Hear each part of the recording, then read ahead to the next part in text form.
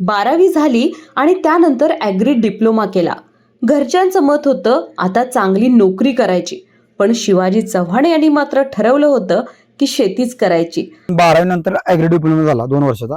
त्यानंतर मी शेतीची आवड असल्यामुळे मी शेतीत नवीन प्रयोग करत झालो. घरच्यांचं मत होतं शेती नको, नोकरी बरी. पण 26 वर्षापूर्वीच शिवाजी चव्हाण यांनी आपल्या शेतात मल्चिंग पद्धत वापरायला सुरू केली आणि शेतीला सुरुवात केली. व्हेजिटेबल सगळं क्रॉप घेतलं होतं आम्ही, पण त्याचा त्रास व्हायला म्हणजे क्लायमेट साथ देत नव्हतं आणि ते व्हेजिटेबल कसं 2.5-3 महिन्याचं क्रॉप, परत ते झाल्यानंतर परत आणि नवीन रोटेशन मशागत करा नवीन, यात अडचणी यायला आणि नावाना महागाई वाटत त्या पट्टी ते रेट वाढणं. मग ह्याला म्हणलं बगल पाटा देऊन आपण काय ते फळबागा उळूया. गेली 15 वर्ष ते पालेभाज्या विकतात. वातावरणातील बदल आणि मॅन पॉवरला लागणारा पैसा यामुळे सध्या ते ड्रॅगन फ्रूटची शेती सुद्धा करत आहेत. ड्रॅगन फ्रूट हे कसं आहे, कॅक्टस वर्गातलं पीक आहे आणि ह्याला पाणी कमी लागते, रोगराई एकदम कमी यायची आणि वन टाइम फक्त इन्व्हेस्टमेंट आहे. एकदा इन्व्हेस्टमेंट केल्यानंतर तुमचं 15 ते 20 वर्ष त्याचं लॉंग टर्म चालते. त्याचा काळ घालायचा खर्च नाही ना, एकदा इन्व्हेस्टमेंट करायची. बघायला गेलं तर फक्त शेती केली नाही तर यामधून लाखोंचा नफा सुद्धा त्यांनी कमवलाय. वर्षातून 5 ते 6 महिने ड्रॅगनच्या फळातून चांगलीच कमाई होते असं ते सांगतात. त्या बागच सांगतोय मी 1.25 एकराचा. यावर्षी 15 टनाचा आमचं टार्गेट आहे. 15 टन निघू शकतो आता मिनिमम. आता काल अखेर 2 टन 650 किलो झाला. आज 1.5 टन माल निघाला. तर या 15 टनातून किती फायदा होईल? 15 टन मिनिमम तुम्ही धरलं 70 रुपये रेंज धरली तर 10 लाख रुपये आसपास होईल. 10 लाख रुपये राहिले तर समजा 1.5-2 लाख रुपये खर्च झाला तर 8 लाख रुपये तर प्रॉफिट. एकदा हे झाड लावलं तर 15 ते 20 वर्ष याची लाईफ आहे. एका पोल पासून आपल्याला 40 ते 45 फळं नक्कीच मिळतात. ड्रॅगन मध्ये का नाही 2 पद्धती आहेत. एक ट्रेलिज पद्धत. ट्रेलिज पद्धत म्हणजे असे अखंड जे असते लाईन असते आणि त्याच्यात 2 तारा वाढलेल्या असतात आणि त्याच्यात रोप संख्या दुप्पट बसतात. आणि ही पोल पद्धत आहे. पोल पद्धतीमध्ये त्या संख्या कमी बसतात, पण सगळ्यात दोन्हीतलं कंपेअर केलं तर पोल पद्धत सिस्टीम चांगली, कारण याला 4ही बाजूनं सूर्यप्रकाश मिळतोय आणि काम करायला सुटेबल आहे. आणि ती जी ट्रेलीच कसं असतं 2 बाजूने फक्त त्याला सूर्यप्रकाश मिळतोय आणि पडली लाईन तर अक्कड लाईन पडत्या, तर हे पडला तर एक पोल पडतोय. शिवाजी चव्हाण यांनी आपल्या शेतात पोल पद्धतीनं ड्रॅगन फ्रूट लावले आहेत. यावर वादळी वाऱ्याचा अजिबात इफेक्ट होत नाही, झाला तर फक्त 1% आणि म्हणूनच हे पीक चांगला नफा देतं. नोकरीच्या मागं न लागता तुम्ही आता नोकरीमध्ये 8 तास राबताय. 8 तास राबून तुम्हाला किती 12 ते 15,000 हे येतात पगार येतात. इथं तुम्ही 8 तास राबा ना, सोनं पीक होतं येतं. तर हे आता मी एवढा डोलारा केलाय फक्त शेतीची जीवा केलाय. एवढं आमचं 50 वर्षाला नाही म्हणलं तर आमचा 25-30 लाखाचा टर्नओव्हर होतो एवढा. म्हणजे शेतीची जीवा, नोकरीचं शक्य नव्हतं ना. आम्ही आता शेतीचे जेव्हा बरंच आता आम्ही 25 लाख पॉलिओस केलं, 3 केलं. त्यानंतर व्हॅन्यू गाडी घेतली जवळ 13 लाखाची, ट्रॅक्टर केला 6 लाखाचा आणि बाकीचं सगळं शेती डेव्हलप केली. हे कशा जीवा केलं, फक्त शेती जीवा केलं. शिवाजी चव्हाण सांगतात, जर तुमचं सातत्य असेल आणि कष्ट करण्याची तयारी असेल तर तुम्ही या ड्रॅगन फ्रूटच्या शेतीतून निश्चितच लाखो रुपये कमावू शकतात. चला पाहूया या आशावादी आणि हरहुन्नरी शेतकऱ्याची ही यशोगाथा. नमस्कार, कृषी संवाद मध्ये आपलं स्वागत. खरं तर कोल्हापूर जिल्हा हा ऊस उत्पादन घेणारा पट्टा मानला जातो. मात्र कोल्हापुरातील अशा एका शेतकऱ्यानं नवकल्पना करून ड्रॅगन फ्रूटची शेती केली आणि फक्त शेती करायची म्हणून नाही तर त्यातून लाखोंचा नफा देखील कमवलेला आहे. आणि याच शेतकऱ्याची आपण आज संवाद साधणार आहे आणि त्यांच्या या यशामागं नेमकं काय गुपित आहे, त्यांना या शेती करताना कोणत्या अडचणी आल्या हे जाणण्याचा प्रयत्न आपण या कार्यक्रमाच्या माध्यमातून करणार आहोत. माझ्यासोबत आहेत या तळसंदे गावातील यशस्वी शेतकरी शिवाजी चव्हाण. आपण त्यांच्याशी बोलूयात. साहेब नमस्कार. नमस्कार. मला सुरुवातीला जाणून घ्यायला आवडेल की तुमचं शिक्षण किती झालंय? माझं शिक्षण 12वी नंतर ॲग्री डिप्लोमा झाला 2 वर्षाचा. त्यानंतर मी शेतीची आवड असल्यामुळे मी शेतीत नवीन प्रयोग करत झालो. खरं तर शेती करताना तुम्ही किती वर्षाचा तुमचा अनुभव आहे शेतीमध्ये? 2000 पासून मी शेती करतोय. 2000 पासून 2000 साला म्हणजे जवळपास 25 वर्ष तुम्ही शेती करताय. ड्रॅगन फ्रूटची शेती तुम्ही सध्या करताय. या ड्रॅगन फ्रूटची शेती करण्याआधी तुम्ही कोणतं शेतीचं उत्पादन घेत होता? व्हेजिटेबल सगळं क्रॉप घेतलं होतं आम्ही, पण त्याचा त्रास व्हायला म्हणजे तुमचं क्लायमेट साथ देत नव्हतं आणि ते व्हेजिटेबल कसं 2.5-3 महिन्याचं क्रॉप, परत ते झाल्यानंतर परत आणि नवीन रोटेशन मशागत करा नवीन, यात अडचणी यायला आणि नावाना महागाई वाटत त्या पट्टी ते रेट वाढणं. मग ह्याला म्हणलं बगल पाटा देऊन आपण काय ते फळबागा उळूया. फळबागा आम्ही आता 2023 ला सुरू केलं फळबाग. ड्रॅगन फ्रूट कडे तुम्ही कसं वळला? ड्रॅगन फ्रूट हे कसं आहे, कॅक्टस वर्गातलं पीक आहे आणि ह्याला पाणी कमी लागते, रोगराई एकदम कमी याची आणि वन टाइम फक्त इन्व्हेस्टमेंट आहे. एकदा इन्व्हेस्टमेंट केल्यानंतर तुमचं 15 ते 20 वर्ष त्याचं लॉंग टर्म चालते. त्याचा काळ घालायचा खर्च नाही ना, एकदा इन्व्हेस्टमेंट करायची ती. खरं तर तुम्ही पारंपरिक शेतीला फाटा देऊन आधुनिक शेती म्हणून फळबागा केल्या आणि फळबागामध्ये तुम्ही ड्रॅगन फ्रूटची निवड केली. हा ड्रॅगन फ्रूटची निवड करत असताना तुम्ही जमिनीच्या बाबतीत कसली जमीन त्याला लागते, कसल्या जमिनीची तुम्ही निवड केली? ह्याला ड्रॅगनला सर्वसाधारण मारण चालते, मारण अतिउत्तम. आणि तुम्हाला समजा ज्याला प्रॉब्लेम असेल, समजा काळरान असेल, काळरान येऊ शकते, पण फक्त त्याला वॉटर मॅनेजमेंट व्यवस्थित लागते. म्हणजे पाण्याचं नियोजन उन्हाळ्यात त्याला एकदम पाणी कमी लागते, ते व्यवस्थित साध्य झालं तर होऊ शकते, ते सक्सेस होऊ शकते. खरं तर शेतीला सुरुवात केली, त्या सुरुवातीच्या दरम्यान तुम्ही लागवड करत असताना किंवा शेती करत असताना किती खर्च आला असेल अंदाजे? एकरी 565 पोल बसतात. ही व्हरायटी आहे, सी व्हरायटी आहे. ही 11x7 दोन ओळीतलं अंतर 11 फूट आणि 2 पोल मधलं 7 फूट, 565 पोल बसतात. आणि एकरी रोप तुमचं पोल प्लेट आणि खतांचं लॅटरल 4.5 ते 5 लाख रुपये वन टाइम खर्च येतो त्याला एका वेळेला. एकावर. आता तुमच्या किती एकरामध्ये तुम्ही ड्रॅगन फ्रूटची शेती करताय? आता पहिल्या वर तर आमचं 1.25 एकर होतं, नंतर 1.25 एकर, परत आम्ही असं टोटल आमचं 4.5 एकर आता आहे ड्रॅगन. आता लागवडीसाठी सगळ्यात महत्वाचं असते ती कोणत्या जातीची आहे. आता तुम्ही जे काही ड्रॅगन फ्रूट तुम्ही लावलेलं आहे शेतामध्ये तुमच्या, तर ते कोणत्या जातीचं आहे? C type. C type. कुठून आणलं ते? हे आमच्या मित्रानं डेक्कन मधून आणलं होतं, हैदराबादून आणलं होतं. मग तिथून आम्ही घेतले, तिथून व्हरायटी आणली होती. आता तिथेच आम्ही आता रोप स्वतः तयार करून वाढवलीच. बर. हे पीक घेत असताना हवामानाचा विचार असेल, पाण्याचा विचार असेल, तर याच्या बाबतीत विशेष काही बाबी आहेत का? हे कॅक्टस वर्गात असल्यामुळे ह्याला असं रोगराई एकदम कमी याला आणि कुठल्याही जमिनीत आणि कुठल्याही क्लायमेटात येऊ शकते. बर.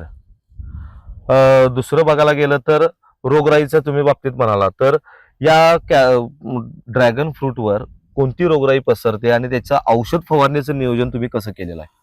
ह्याला रोगराई म्हटलं तर ह्याला फक्त पावसात फंगल येतोय.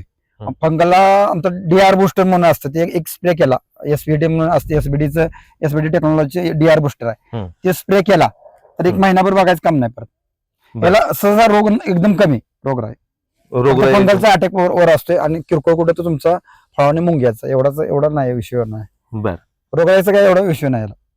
रोगराईचा इश्यू नाही आहे. मात्र उत्पादन चांगलं येण्यासाठी सगळ्यात महत्वाचं असतं ते खताचं व्यवस्थापन. तर आपण या ड्रॅगन फ्रूटसाठी खताचं व्यवस्थापन कशा प्रकारे केले जेणेकरून आपल्या शेतकरी बांधवांना त्याबाबतचं मार्गदर्शन व्हावं? ड्रॅगनला हे कसं कॅक्टस वर्गात असल्यामुळे जंगली, याला लोकांचा गैरसमज आहे, तर याला खत कमी लागते, पण ऍक्च्युली याला ऑर्गॅनिक मॅटर म्हणजे सेंद्रिय खत भरपूर लागते. जेवढं तुम्ही देशीला त्याच्या दुप्पट ते खत देते, दुप्पट उत्पन्न आपल्याला देते ते. पण याला जास्त रॉ मटेरियल ऑर्गॅनिक मटेरियल जास्त लागते. याला केमिकल यूज चालत नाही. केमिकल तुम्ही यूज केला तर बागाचं लाईफ कमी होते, गुढी कमी होत्या, किपिंग क्वालिटी कमी होते आणि फंगलचा अटॅक जास्त होते. मग ह्याला आम्ही काय करतोय, जेवढं होता येईल तेवढं 99% मी ऑर्गॅनिक मटेरियल देतोय. आता फळ फुगायचं असेल तर आम्ही एसबीडी टेक्नॉलॉजीचं एनपीके बायो लिक्विड मध्ये आहे ते देतोय.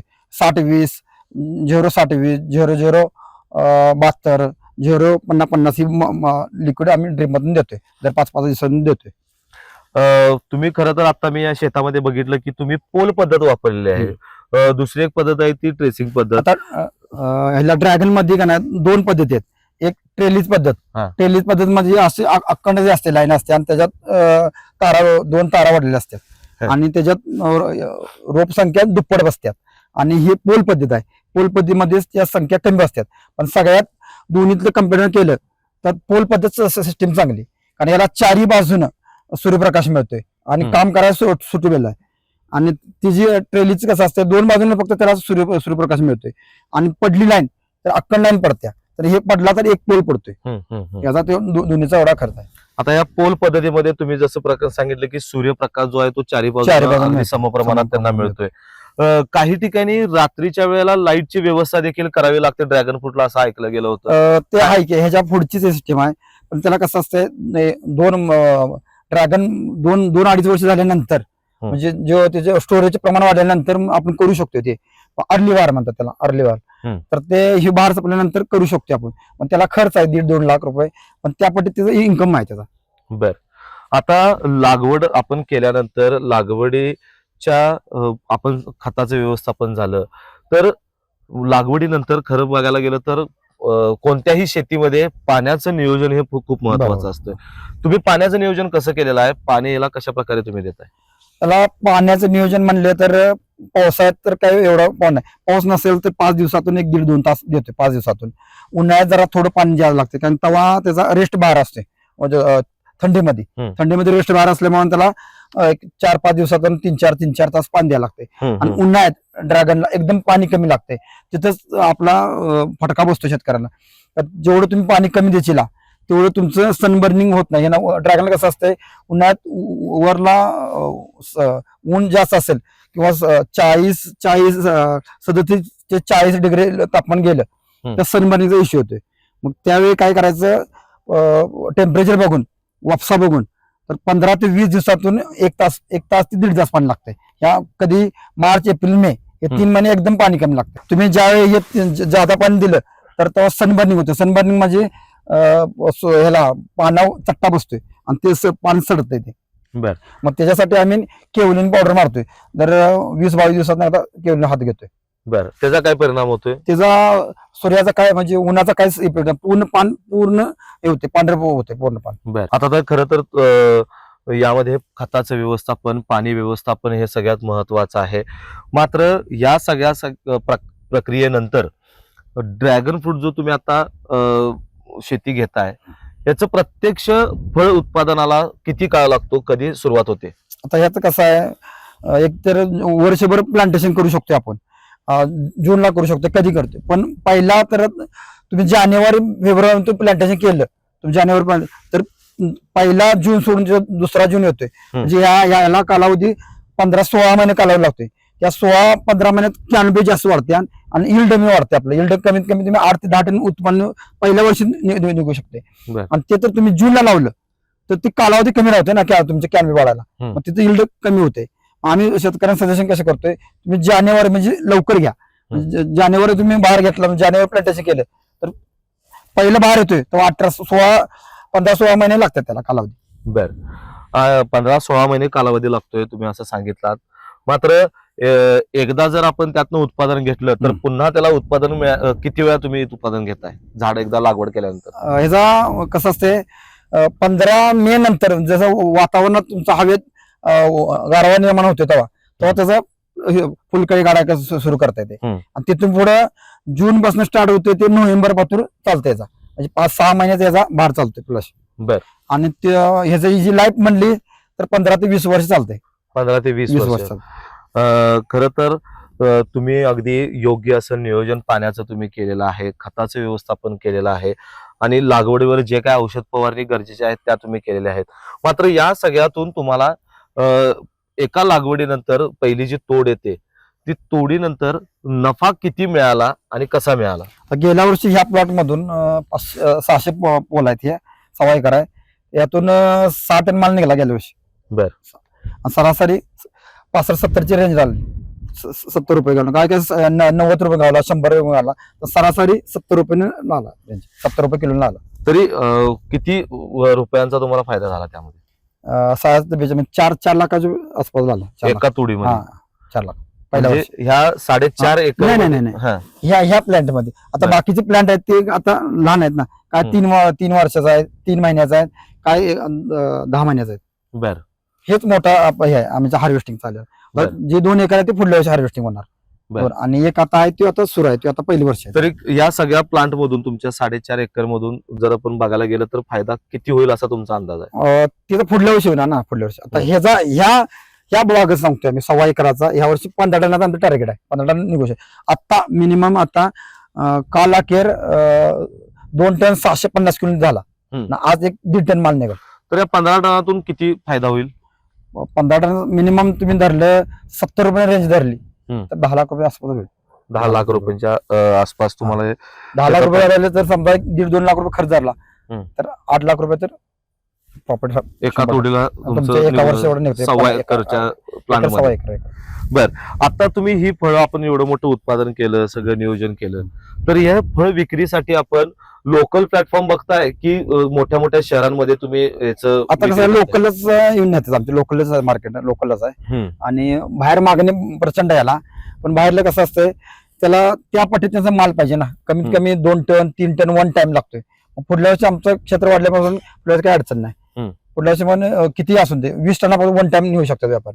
आमचा कॉन्टॅक्ट आहे त्यांच्याबरोबर. आता बघायला गेलं तर शेतीला कष्ट भरपूर असतात आणि हे कष्ट करत असताना तुम्हाला मॅन पॉवरची पण तेवढीच गरज असते. मग तोड असेल, लागवड असेल किंवा त्यावर औषध फवारणी असेल, यासाठी मजूर लागतात. तुम्ही मजूर कधी मजुरांना किती ठेवलाय काय तुम्ही? मजूर असतात 3-4 मजूर असतात. आणि ह्याला कसं असतंय मधून आम्ही भांगलत नाही, ग्रास कटर मारतोय, ग्रास कटर. आणि वरून कसं आहे वर्षातून एकदा का नाही भार संपल्यानंतर आम्ही खत तेन घालून वरून पाचड आच्छादन करतोय. वरला काय विषय नाही तणाचा काय एवढा. मजूर फक्त तोडीसाठीच तुम्ही मागवता? तोडीचा आणि आधीमध्ये काम असतं किरकोळ ते करायचं. छाटणी असते आणि स्प्रे काय आम्ही ट्रॅक्टरने करतो, ब्लोअर आहे आमचा, ब्लोअर करतो. यामध्ये आंतरपीक तुम्ही काय घेतले का हो? सुरुवातीला पहिल्या वर्षी आंतरपीक चालते, दुसऱ्या वर्षी आंतरपीक नाही चालत. काय कारण असेल त्याचं? पहिल्या वर्षी कॅनोपी कमी असत्या आणि नंतर दुसऱ्या वर्षी नंतर ती कॅनोपी वाढते, विस्तार वाढतोय आणि मधनं काम तीन करता येत नाही. आता बघायला गेलं तर आपण या 2 झाडांच्या मध्ये तरी किती अंतर ठेवलंय असं तुम्हाला वाटतं? ह्या दोन वळीच 11 फूट आहे आणि 2 डाम मधलं 7 फूट आहे. 7 फूट आहे. ह्याचा कसा फायदा होतोय आपल्याला? या फायदा म्हणजे ह्या लाईन मधून त्या लाईन जाता येते आपल्याला आणि पूर्ण याला चारी बाजूने सूर्यप्रकाश मिळतो याला. म्हणजे तुम्ही 11 फूट असं अंतर ठेवलंय पोल सिस्टीम असल्यामुळं आणि याच्यामध्ये 7 फुटाचं ठेवलंय जेणेकरून संपूर्ण झाडाला सूर्यप्रकाश मिळावा असं तुमचं एक म्हणणं आहे. आणि कॅनोपी समान राहतात चारी बाजू. कुठनं कॅनोपी म्हणजे झाडाची जी ग्रोथ आहे चारी बाजू समान राहतात सूर्यप्रकाश मिळावा. आता सगळ्यात महत्वाचा प्रश्न, तुम्ही एक यशस्वी शेती केली, नवकल्पना तुम्ही आणल्या, आधुनिक शेतीकडे, पारंपरिक शेतीला तुम्ही फाटा दिला आणि आधुनिक शेतीकडे वळाला. मात्र हे सगळं करत असताना तुमच्या कुटुंबाचा तुम्हाला कसा पाठिंबा मिळाला? माझ्या कुटुंबात माझं भावाचं आणि आईचं लय सहकार्य आहे. त्यांचं म्हणजे वेळोवेळी त्यांच्या सहकार्यामुळे आता इथं पत्र पोहोचलो आम्ही. बर. म्हणजे आमच्या खांद्याला खांदा लावून देतात. त्यांचा या शेतीमध्ये किती म्हणजे ते येतात किंवा किती त्यांचा वाटा आहे? 100% त्यांचा वाटा आहे. बर.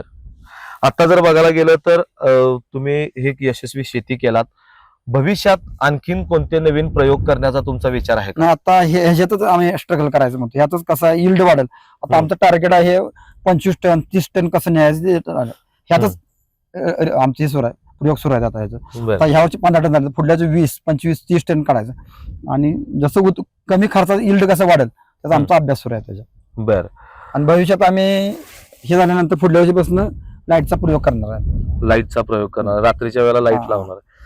आता अनेक जे शेतकरी आहेत, तर शेतकरी मित्रांनो, अनेक जण आपण वेगवेगळ्या माध्यमातून किंवा प्रयोगातून शेती करण्याचा प्रयत्न करतात, त्यामुळे यश क्वचितच मिळत असतं. मात्र त्यासाठी लागतं ते योग्य मार्गदर्शन आणि हेच योग्य मार्गदर्शन जर पाहिजे असेल तर तुम्ही इतर शेतकरी, आज तरुण शेतकरी तुमच्याप्रमाणे अनेक शेतकरी आहेत, ते शेतीकडे पाठ करून ते नोकरी व्यवसायाकडे जात आहेत. तुमचं काय म्हणणं आहे? त्या शेतकऱ्यांना तुम्ही काय मार्गदर्शन कराल, काय मोलाचा सल्ला द्याल? तरुणांना मी सांगू शकतो की नोकरीच्या मागं न लागता तुम्ही आता नोकरीमध्ये 8 तास राबताय. 8 तास राबून तुम्हाला किती 12 ते 15,000 हे येतात पगार येतात. इथे तुम्ही 8 तास राबा ना, सोनं पीक होतं येतं. तर हे आता मी एवढा डोलारा केलाय, फक्त शेतीची जीवा केलाय. तर आमचं 50 वर्षाला नाही म्हणलं तर आमचा 25-30 लाखाचा टर्नओव्हर होतो एवढा. बर. म्हणजे शेतीची जीवा, नोकरीचं शक्य नव्हतं ना. आम्ही आता शेतीच्या जीवा बरंच आता आम्ही 25 लाख पॉलिओस केलं, 3 नील केलं. त्यानंतर व्हॅन्यू गाडी घेतली तर 13 लाखाची, ट्रॅक्टर केला 6 लाखाचा आणि बाकीचं सगळं शेती डेव्हलप केली. हे कशा जीवा केलं? फक्त शेती जीवा केलं. तर तरुणांना मला एक सांगायचं आहे की या शेतीत तुम्ही स्टेबल लावा, म्हणजे सातत्य ठेवा.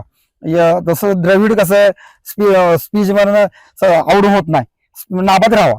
ज्या योग्य होईल तेव्हा 6 चौकार मारायचा. खरं तर ड्रॅगन फ्रूट हे चायनीज फ्रूट असं म्हटलं जातंय. तर आताच्या शेतकऱ्यांनी ड्रॅगन फ्रूटची शेती करावी का? 100% करावं. ड्रॅगन शेती 100% परवडत्या. कसं आहे, वन टाइम याचा इन्व्हेस्टमेंट आहे, पण परत त्याचं 15-20 वर्ष लाईफ आहे ना, त्याचा काळ घाल नाही.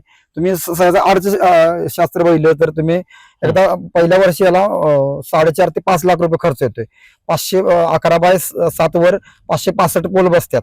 तर 565 तुम्ही पहिलं हार्वेस्टिंग तर तुम्ही केलं तर 15-16 महिन्यात तुम्ही पहिल्या हार्वेस्टिंग मध्ये 8 ते 10 टन आरामात माल निघतोय. पहिल्या वर्षी तुमच्या पहिल्या पिकाचं तुमचं नेल होतंय आणि तिथनं पुढे आपला प्रॉफिट राहते.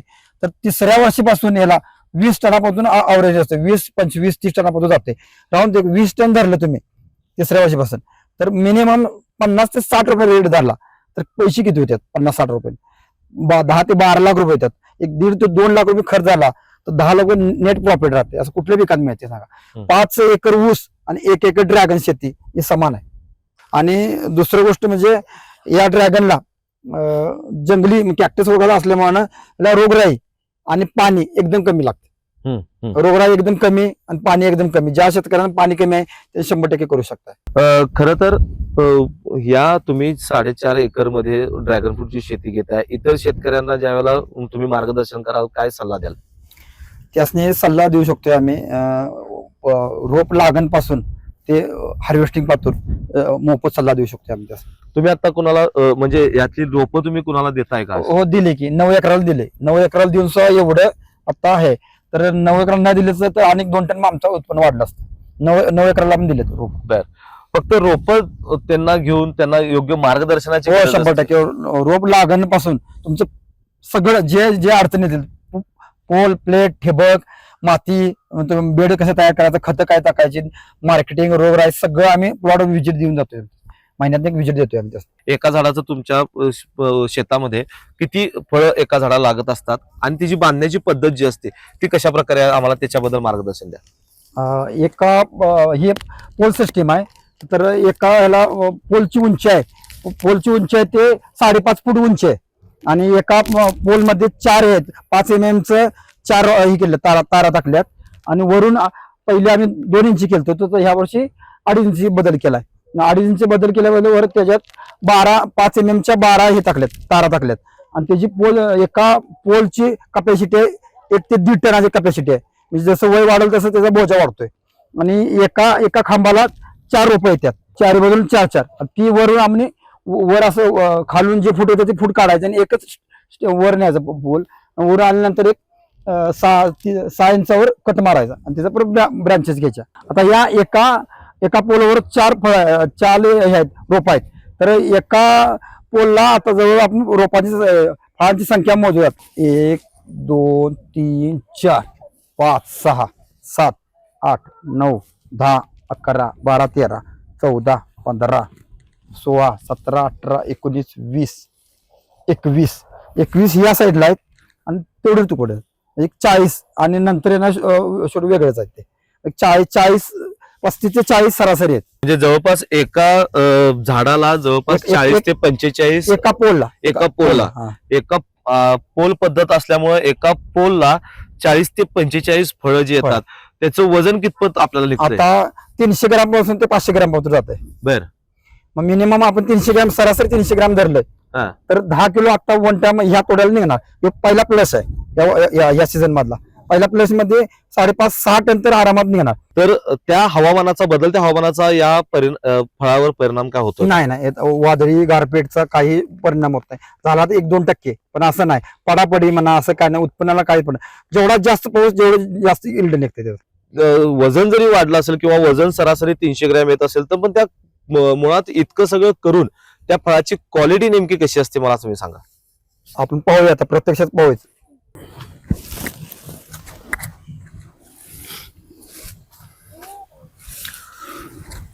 हे पूर्ण वाढ झालेलं फळ म्हणायचं का?